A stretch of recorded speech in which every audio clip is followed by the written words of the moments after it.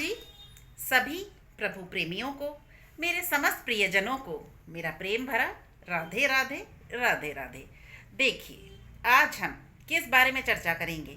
देखिए, शिव और शक्ति दोनों के मिलन की वो खूबसूरत बेला, वो खूबसूरत दिन, वो महा महा महापर्व लगभग आ ही पहुंचा है। जी हाँ, मैं बात कर रही हूँ महाशिवरात्रि के बारे में। महाशिवरात्रि शिव और शक्ति के मिलन का, उनके विवाह का बेहद खूबसूरत महा महा महापर्व, जिसे हम महाशिवरात्रि के रूप में मनाते हैं, जो कि हम 15 फरवरी को मनाने जा रहे हैं। लगभग वो खूबसूरत दिन आ ही पहुंचा है। देखिए, एक तो फागुन का महीना, दूसरे कृष्ण पक्ष चतुर्दशी तिथि। अब इस खूबसूरत दिन हम हर वर्ष शिवरात्रि मनाते हैं। महाशिवरात्रि का त्यौहार हम मनाते हैं पूरे उत्साह के साथ, ऊर्जा के साथ। देखिए, मैं आपको बताऊं, अयोध्या में और काशी में, काशी बाबा विश्वनाथ की नगरी, आस्था की वो भूमि जानते हैं, जो मात्र बाबा विश्वनाथ के त्रिशूल की नोक पर टिकी है। जी हाँ, इसीलिए काशी को आज तक कोई आपदा, कोई प्राकृतिक विपदा छू भी नहीं सकी है, क्योंकि भाई काल उसका क्या बिगाड़े, जो भक्त हो महाकाल का। भाई काशी बाबा विश्वनाथ की नगरी टिकी है उनके त्रिशूल की नोक पर, कैसे कोई आपदा काशी को छू सकती है। खैर, मैं बात कर रही थी अयोध्या में और काशी में बाबा विश्वनाथ की, बाबा भोलेनाथ की बारात शोभा यात्रा पूरी विधिवत रूप से सुसज्जित होकर बड़ी धूमधाम के साथ हर वर्ष शिवरात्रि पर निकाली जाती है। देखिए, बाबा भोलेनाथ दूल्हा बनते हैं, माँ गौरा को ब्याहने के लिए पूरे जोश से, पूरे खरोश से निकलते हैं बाबा हर वर्ष शिवरात्रि के दिन। तो देखिए, शिवरात्रि इतना बड़ा त्योहार, इतना बड़ा दिन, जिस दिन माँ गौरा और बाबा भोलेनाथ दोनों का आशीर्वाद और दोनों का सानिध्य हमें एक साथ, एक भाव से प्राप्त होता है। अब भाई पूजा पाठ सब करते हैं, अब करें कुछ खास कि दोनों का सानिध्य छन छन छन बरसे और जमकर।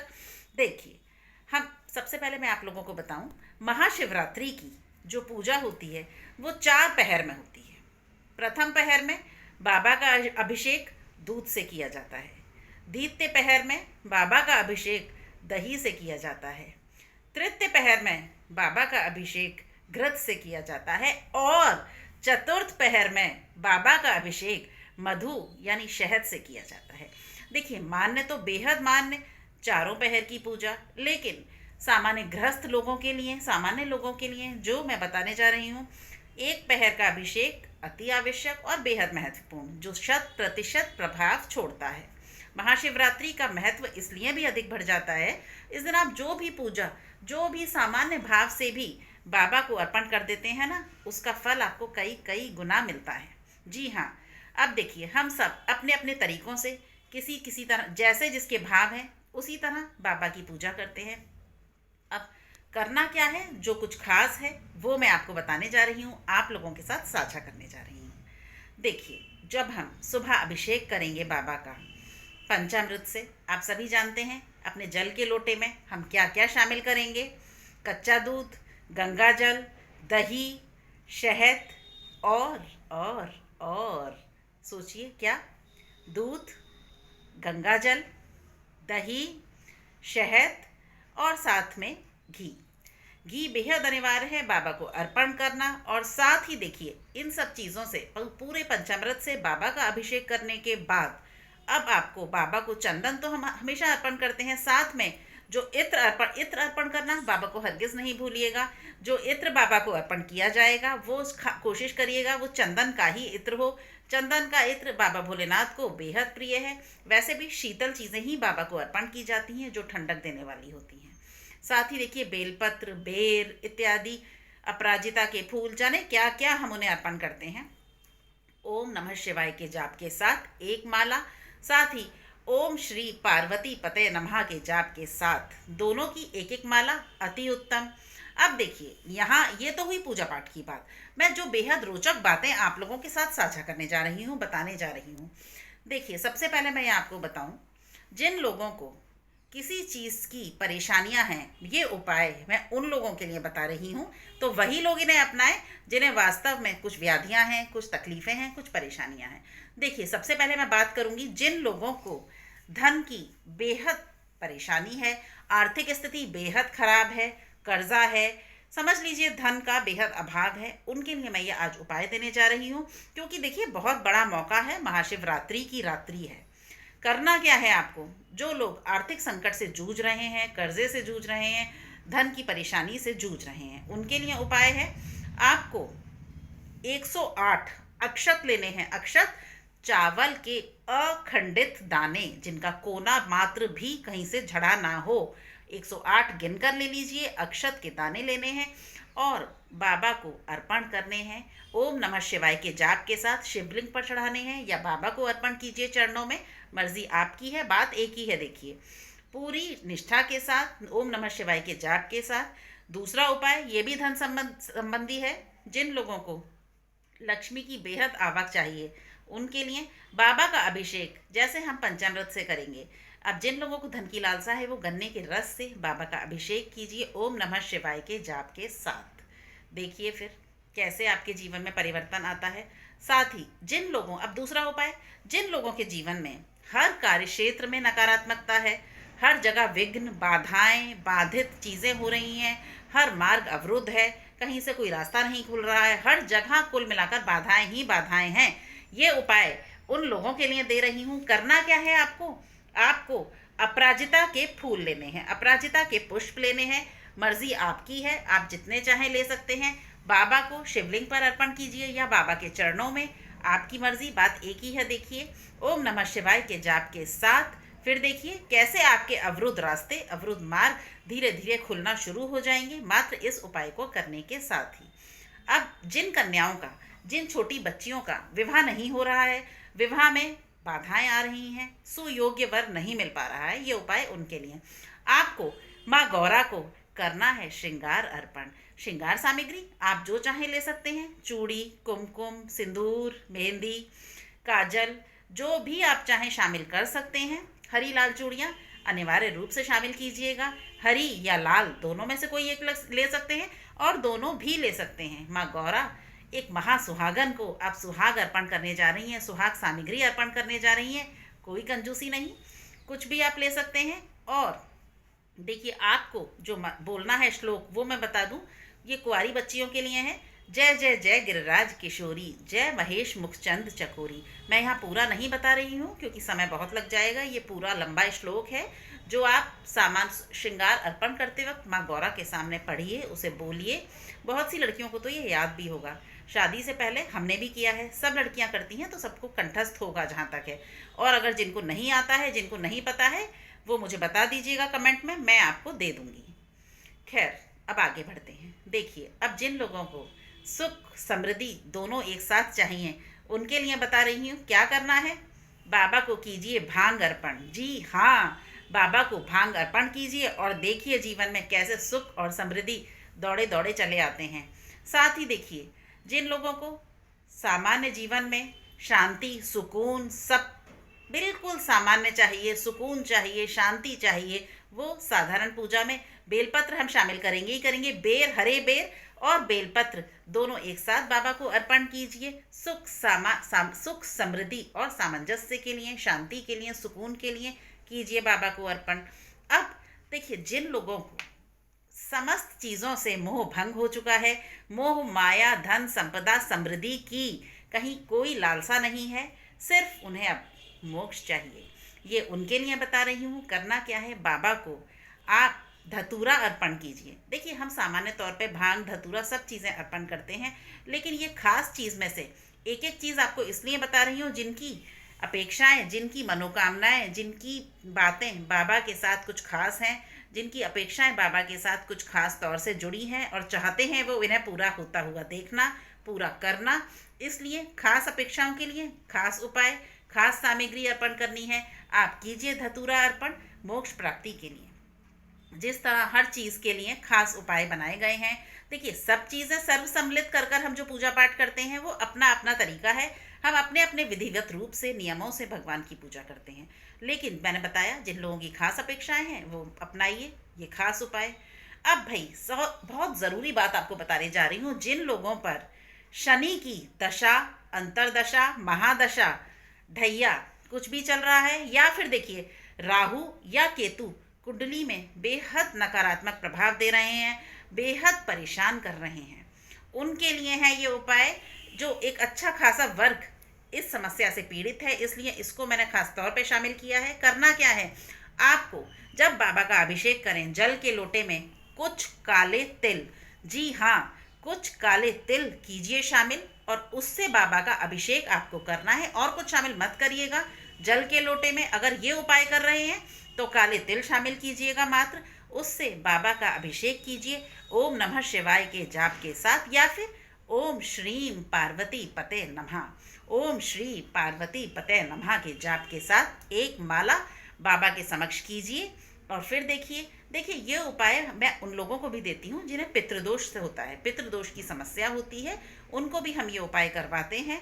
काले तिल से बाबा का अभिषेक जल के लोटे में डालकर देखिए फिर कैसे शनि के जो दुष्प्रभाव, राहु केतु के दुष् और नकारात्मक प्रभाव आपके साथ हो रहे थे, कैसे वो सकारात्मक में बदलते हैं। मैंने आपको पहले भी बताया है, शनि यानी मनी, शनि देखिए कर्म फलदाता है, लेकिन ये भी सत्य है बाबा भोलेनाथ के प्रकांड भक्त हैं शनि। कोई शनि जैसी भक्ति बाबा की नहीं कर सकता जैसी भक्ति शनि करते हैं। इसलिए भाई फिर वही बात, काल शनि उसका क्या बिगाड़े जो भक्त हो महाकाल का। जब आप बाबा को समस्त चीज़ों के साथ पूजेंगे, पूरे नियमों के साथ पूजेंगे, सारे उपायों के साथ, तो देखिए शनि के जो नकारात्मक प्रभाव हैं कैसे वो सकारात्मक में बदलते हैं, कैसे शनिदेव की कृपा आप पर बरसनी शुरू होती है। बहुत जल्द आपको ये सामने होता हुआ दिखेगा। अब देखिए क्या रह गया, समस्त चीज़ें आपको बता दी हैं, सारे उपाय आपको बता दिए हैं। अब अंत में बेहद ज़रूरी उपाय, इसको खास तौर से सुनिएगा और समझ कर कीजिएगा। लेकिन देखिए यहाँ मैं एक चेतावनी दे दूँ, ये उन लोगों के लिए मैं बता रही हूँ जिनके आगे जीवन का अब कोई मोल नहीं रह गया है। कहने का तात्पर्य है परेशानी इतनी है, चरम सीमा इतनी बढ़ चुकी है परेशानी की कि अब कोई मार्ग नहीं बचा है, कोई रास्ता नहीं दिख रहा है। आर्थिक, शारीरिक और मानसिक संकट पूरी तरह गहरा चुका है।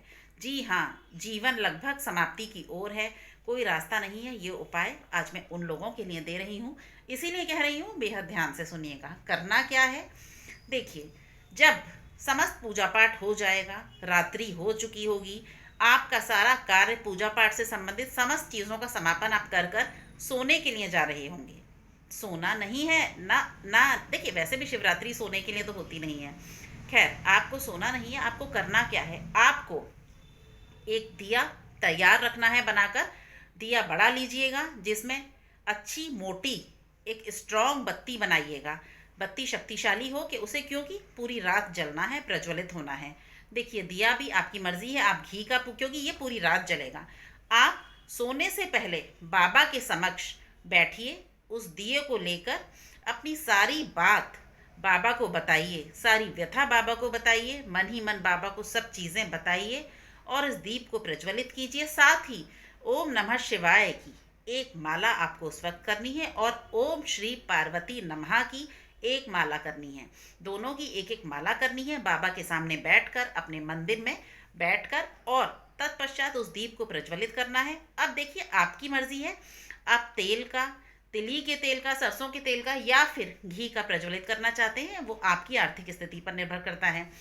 कोई आवश्यक नहीं कि आप घी का ही जलाएं, अपनी स्थिति के अनुसार आप दीप बनाइए, लेकिन वो इतना बड़ा होना चाहिए कि एक तो बत्ती सुबह, जब आप रात में प्रज्वलित करेंगे, वो सुबह ब्रह्म मुहूर्त तक प्रज्वलित रहना चाहिए, यानी सुबह 4 बजे तक वो दीप आपका प्रज्वलित रहना चाहिए। इतना उसमें घी तेल जो भी भर रहे हैं, जो भी डाल रहे हैं, वो इतना होना चाहिए।